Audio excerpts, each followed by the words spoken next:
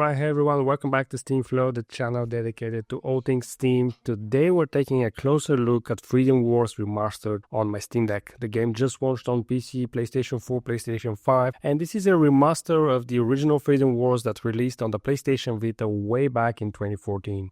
It's a game that holds a special place in handheld gaming history, and to celebrate its return, I'll also be showcasing some gameplay from the original Vita version. But the big question is, how does this remaster perform on the Steam Deck? Let's find out. First thing we need to do is locate the enemy abductor.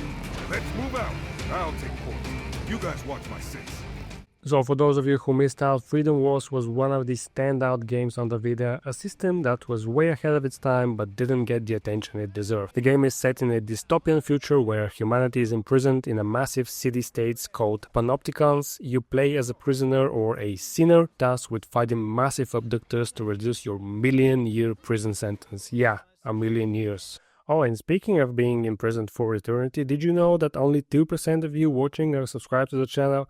I feel like a sinner working off my million-year sentence here, fighting algorithms instead of abductors. Come on, hit that subscribe button and help me reduce my time. It was packed with fast-paced combat, deep customization, and even multiplayer features, which was a big deal for handhelds in 2014.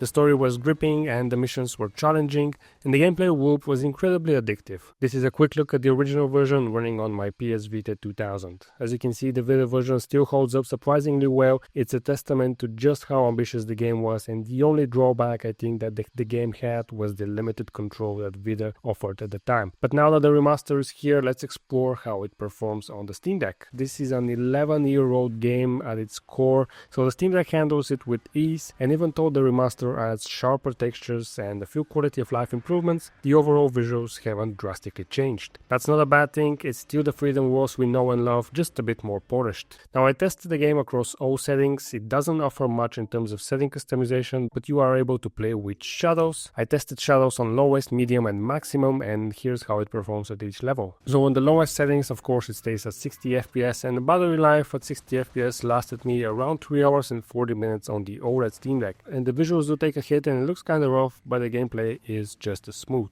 On medium settings gives you a nice balance between performance and visuals, and you still get great textures and lighting effects, and the battery life comes in at about 3 hours even. I would say this is my personal sweet spot for longer sessions. On maximum settings you're getting the best visual experience the remaster has to offer, and it still runs flawlessly at 60 FPS, but the battery life drops to about 2 hours and 30 minutes, sometimes even more in heavy areas. If you want to see the game at its best, this is the way to go, especially for shorter gaming sessions.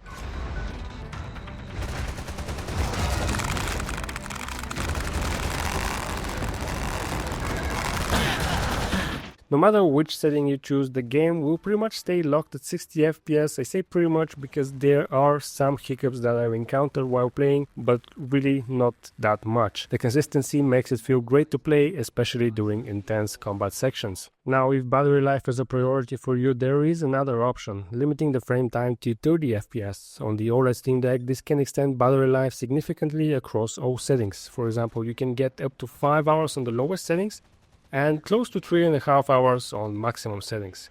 Personally, I think Freedom Wars feels best at 60 FPS, even though originally you could only play it at 30, but because of its fast-paced combat, 30 FPS option isn't perfectly great for me, but it is pretty great for longer trips when you don't have access to a charger and you want to conserve battery life. Either way, you've got flexibility, which is always a plus. Overall, Freedom Wars Remastered feels right at home on the Steam Deck. It's not a massive overhaul, but it didn't need to be. The core gameplay and story are just as engaging today as they were back in 2014. Whether you're revisiting it for nostalgia or playing for the first time, it's a great fit for handheld gaming. The Steam Deck handles it effortlessly, and the different settings give you plenty of options to prioritize visuals or battery life based on your preferences.